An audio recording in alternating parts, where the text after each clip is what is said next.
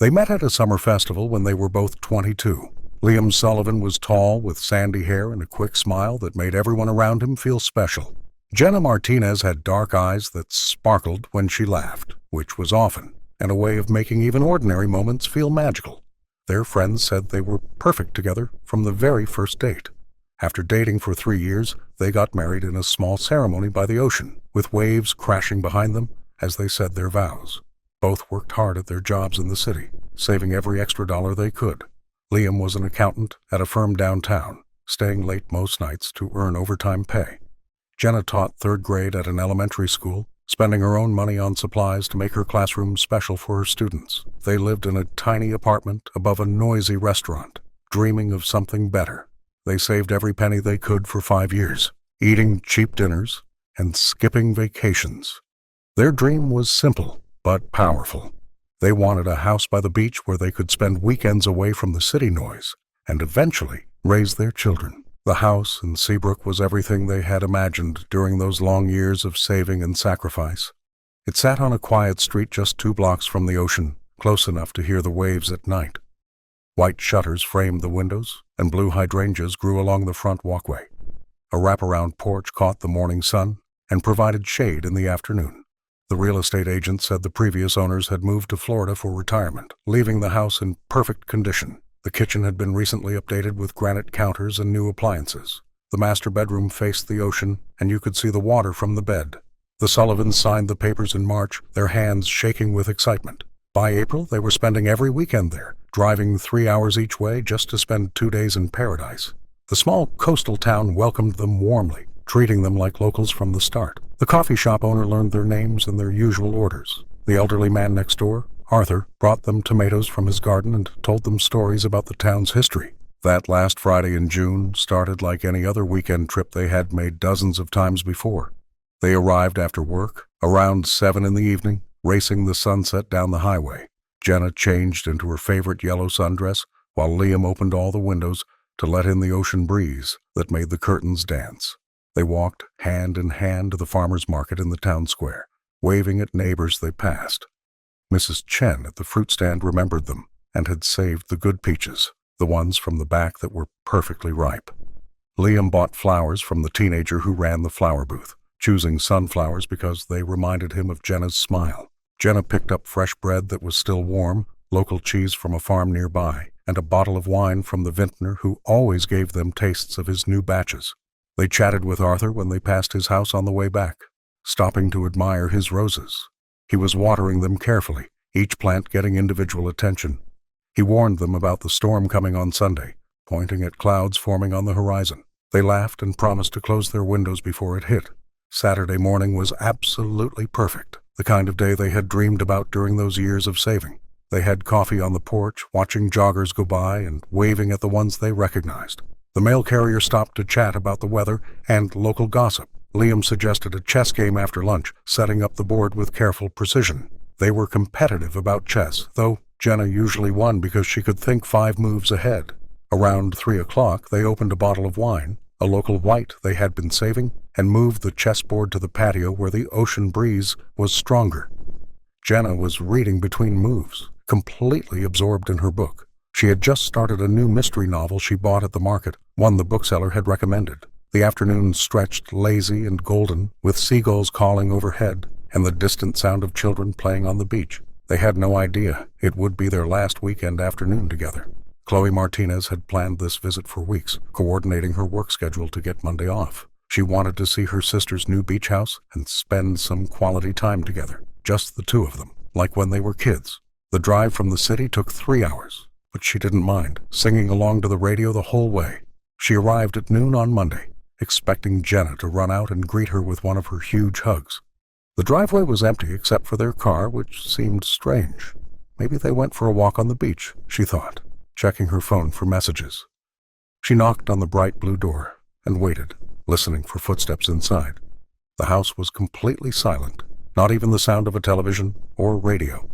She knocked again, louder this time, calling out their names. Nothing but the sound of wind chimes from Arthur's yard. A twist of worry started in her stomach, growing stronger with each passing second. She used the spare key Jenna had given her, hidden under a painted rock by the door. The scene inside made no sense at all, like walking into a photograph frozen in time. The chess game sat unfinished on the patio table, pieces scattered in mid-game. White was winning, just 2 moves from checkmate. 2 wine glasses stood beside the board, one still half full, lipstick marks on the rim. Jenna's book lay open on her chair, pages fluttering in the breeze from the open patio door. A bookmark had fallen to the ground. In the kitchen, both their phones sat charging on the counter, untouched since Saturday, their batteries full. Their wallets were there too, cash visible in Liam's. His keys hung on the hook by the door where he always put them. The bed upstairs was perfectly made with hospital corners, the way Liam liked it. Their weekend bags sat unpacked in the bedroom, clothes still folded inside.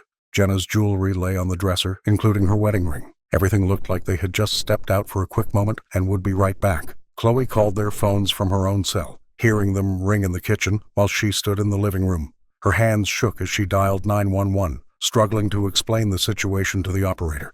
The operator stayed on the line while she waited for the police, asking her to check each room again. She walked through every room slowly, calling their names louder and louder. The basement was empty except for beach chairs and an old surfboard. The garage held only their car, with the keys still in the kitchen. She checked the backyard, looking behind bushes and even inside the small shed. 20 minutes later, 2 police cars pulled up, lights flashing but sirens off. Detective Miles Corbin had worked missing persons cases for 15 years in various towns along the coast. He was a tall, thin man with gray hair and tired eyes that had seen too much sadness. This case felt wrong from the moment he walked through that blue door. People don't leave without their phones and wallets in this modern age. They don't abandon their car when leaving town. They don't leave expensive jewelry sitting out. The scene suggested they left suddenly, but not in fear or panic. There were no signs of struggle anywhere in the house. No blood, not even a drop. No forced entry, all windows and doors properly locked except the patio. Nothing broken, or even out of place except for normal living. It was like they had simply vanished into thin air, disappeared between one breath and the next. The initial search started immediately with all available officers. They walked the beach in both directions for miles, checking under piers and in caves. They searched the walking trails behind the house, following every path. Dogs were brought in to track scents. Neighbors were questioned one by one. Arthur said he saw them Saturday evening around 6, sitting on their patio laughing. They had waved at him cheerfully. Everything seemed completely normal, just another beautiful evening. The coffee shop owner said they hadn't come in Sunday morning, which was unusual for them. They always got Sunday coffee and shared a pastry. By nightfall, search teams with dogs were combing the woods behind the town.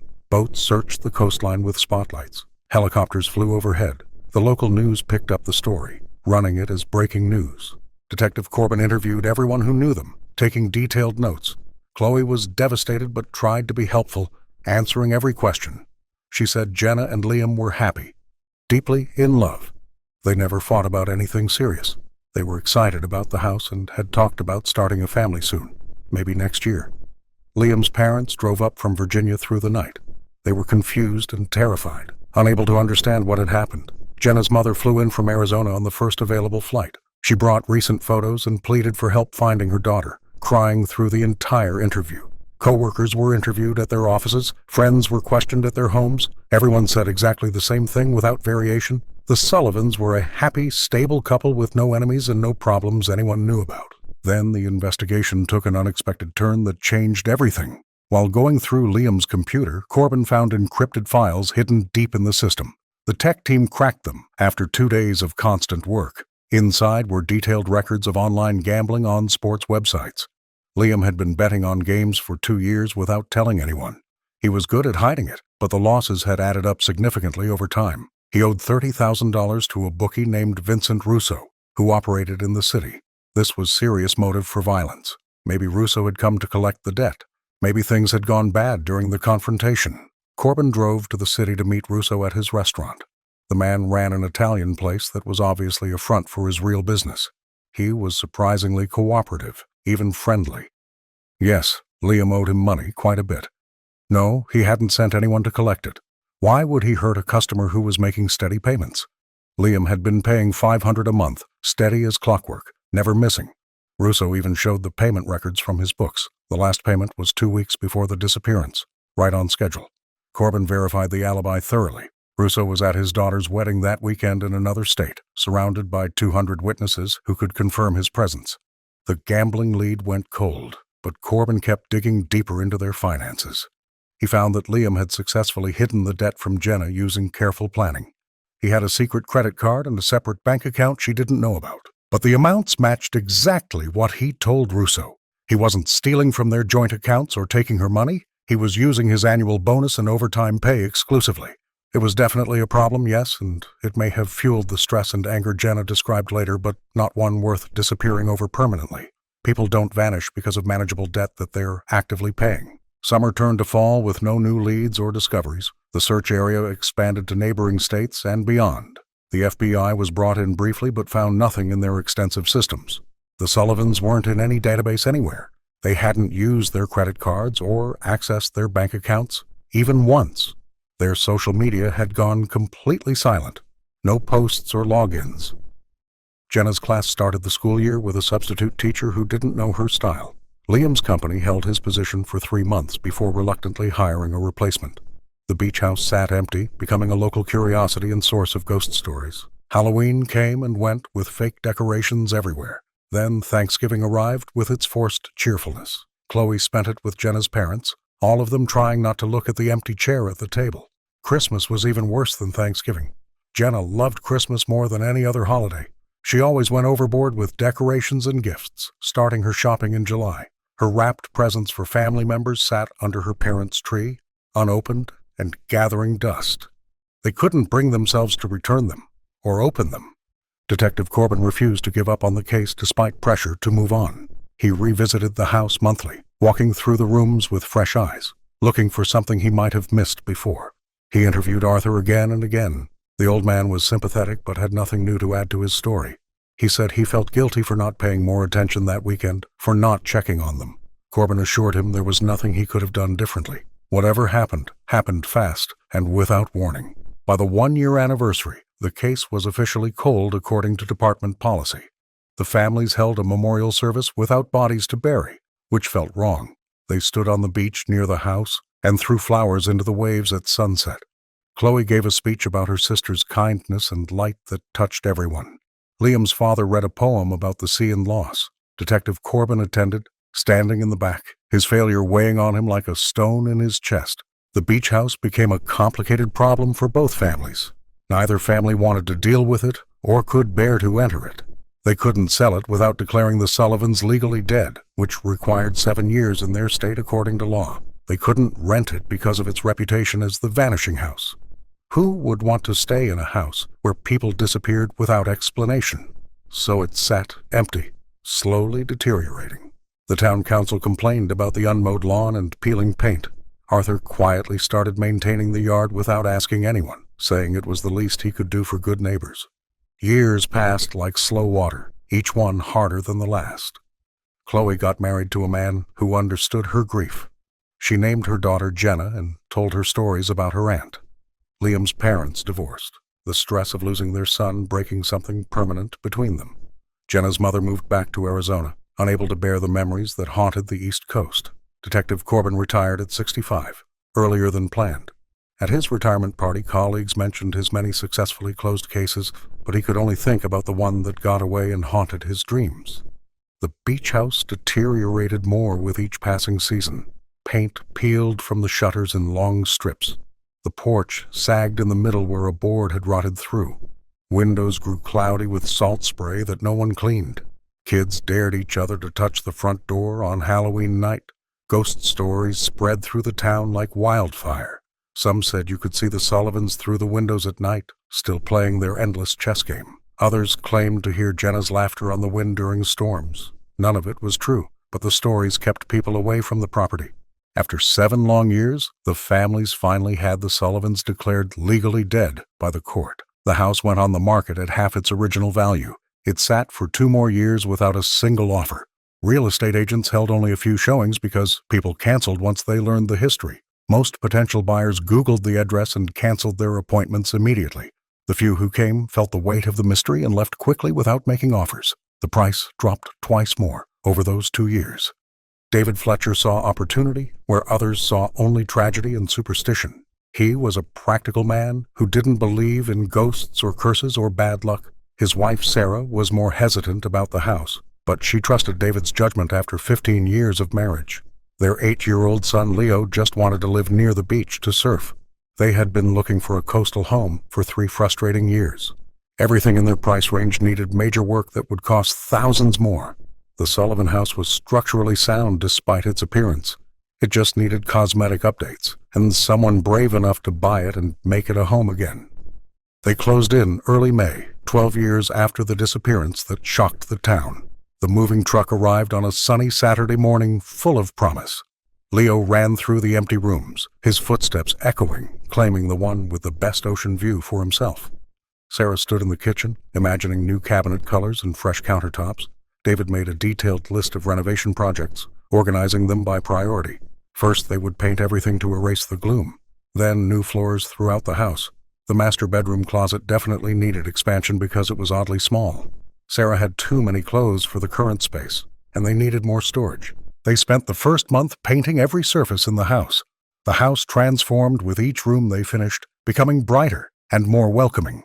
Bright colors replaced the faded, peeling walls. Leo helped enthusiastically, getting more paint on himself than the walls, but loving every minute. Neighbors began to stop by, curious about the new owners who were brave enough to buy the Sullivan place. Arthur, now in his 80s and moving slowly, brought them vegetables and told them stories about the town's history and founding. He carefully avoided mentioning the Sullivans unless specifically asked, not wanting to upset anyone. By July, they were ready to tackle the master bedroom closet renovation. David's plan was simple but effective. Remove the back wall to steal space from the unnecessarily large bedroom behind it. It wasn't load-bearing, just a dividing wall that served no real purpose. He rented a sledgehammer from the hardware store on Main Street. Sarah took Leo to the beach to avoid the dust and noise that would fill the house. David put on safety goggles and a dust mask for protection. He swung the hammer with full force. The drywall crumbled easily, older than they had thought. Decades-old insulation fell out in chunks that disintegrated when touched. David pulled away the broken pieces carefully, clearing the cavity between the wooden studs. That's when he saw it clearly. Tucked between 2 studs, wrapped in yellowed plastic, was a small metal box that didn't belong there. It was about the size of a shoebox, rusted at the corners from ocean air. This wasn't construction debris or accident. Someone had deliberately hidden this with great care. David set down the hammer, his heart racing suddenly. He pulled the box free carefully, not wanting to damage it. It was heavier than expected for its size. The plastic wrapping was brittle with age and cracked when touched. He carried it to the kitchen and set it on the counter with shaking hands. Should he open it immediately? Should he call someone first? Curiosity won over caution. He found a screwdriver and pried the rusty latch with determination. It took several minutes of work, but finally the lid popped open with a metallic snap. Inside were 2 items wrapped in more plastic. A leather-bound diary with Jenna Sullivan embossed on the cover in gold letters, and a plastic canister containing an undeveloped roll of film from an old camera. David's hands shook as he opened the diary to the first page. The first entries were normal, describing daily life. Jenna wrote about the house, the town, her deep love for Liam. But as he flipped through quickly, the tone changed dramatically. The final entries were different in every way, darker and desperate. He closed it immediately and reached for his phone with trembling fingers. The police arrived within an hour, lights flashing and sirens wailing. The lead detective was young, but knew the case from department history. Everyone in the department did, because it was legendary. He called retired Detective Corbin immediately without hesitation.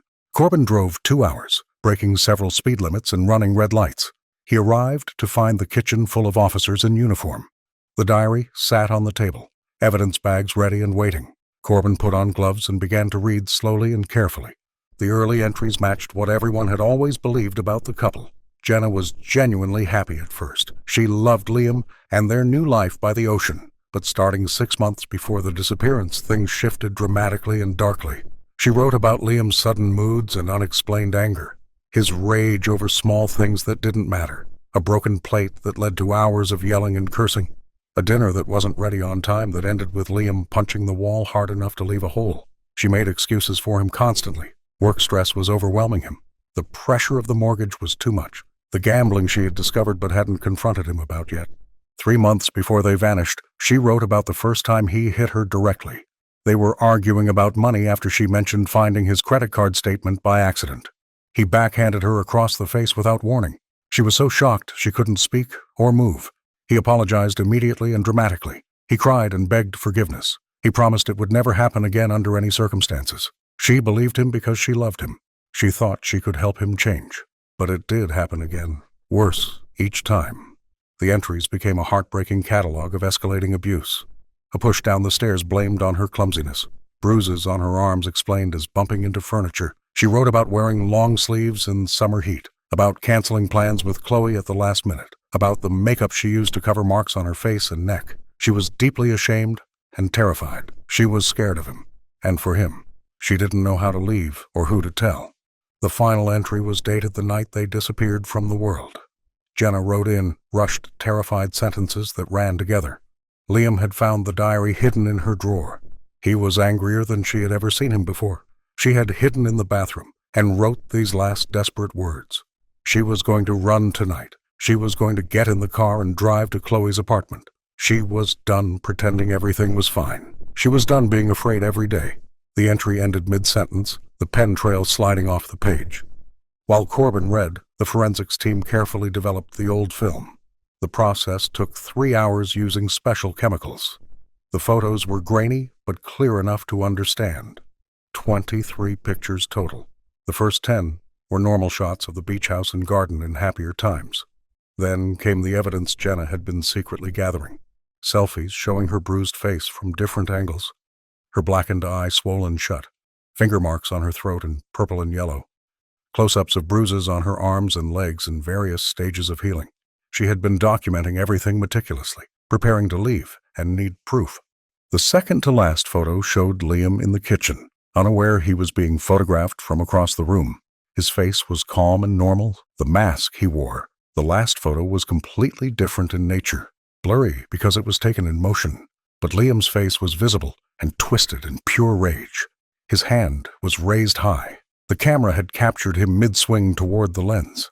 This was the last thing Jenna saw through the camera. The truth was crystal clear now to everyone in that kitchen. That final night, Liam had killed Jenna in their beach house. Maybe he hadn't meant to kill her. Maybe his anger went too far in the moment, but she was dead by his hands. In a moment of twisted clarity, he had hidden her diary and camera, perhaps thinking it was evidence against him that needed to be concealed. He had wrapped them carefully in plastic, removed part of the closet wall, placed them inside the cavity, and hastily patched it with drywall, just enough to hide the evidence without raising suspicion. It would have taken him hours of work. Then he had carried Jenna's body to the ocean under cover of darkness. The tide that night had been strong according to records. Her body was pulled out to sea, never to be found despite extensive searching. And Liam himself? The guilt must have been immediate and completely unbearable. He had killed the woman he claimed to love more than life. He had hidden the evidence of his terrible crimes but couldn't hide from himself and what he had done. He walked into the same ocean where he had put Jenna's body. The currents that took her body took his, too, without mercy. The chess game remained unfinished on the table. The wine sat untouched in glasses. 2 lives ended in violence and despair that night. Corbin sat at the Fletchers' kitchen table for a long time after reading everything twice. 12 years of questions finally had answers he wished he didn't know. Terrible answers that changed everything. He thought about all the interviews he had conducted, all the searching that had been done. Everyone had been looking for external threats and dangers, strangers who might have targeted them, criminals with bad intentions, enemies from their past. No one had suspected that the danger was inside the house all along, wearing a mask. Liam had been charming to everyone, successful at work. He and Jenna had seemed perfect together to the outside world. The perfect couple with the perfect life, and the perfect beach house by the sea. The news spread through Seabrook quickly like wildfire. Arthur cried when he heard the truth. He remembered Liam helping him carry groceries up his steps. He remembered Jenna bringing him homemade cookies at Christmas. How had he missed the signs of abuse? How had everyone missed them completely?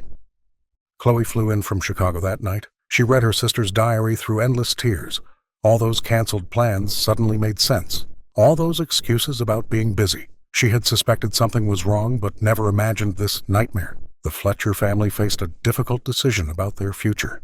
The house they had bought was now the confirmed site of a murder. They could walk away without penalty, break the lease, and start over somewhere else entirely. But Sarah looked at the fresh paint on the walls they had done. She thought about Leo playing happily in the yard. David had already fixed the sagging porch. They had brought life back to this sad place. Running away wouldn't change what had happened here years ago. They decided to stay and make it better. The house needed healing as much as anyone involved. They would fill it with laughter and love and joy. Leo's friends would have sleepovers in the summer. Sarah would plant a memorial garden. David would finish all the renovations with care. They would make new memories to layer over the old tragic ones. The house had kept its terrible secret for 12 years in silence. Now it could finally rest in peace. The most shocking stories are often the ones hidden in plain sight. For more tales that uncover the truth, make sure to like this video and subscribe.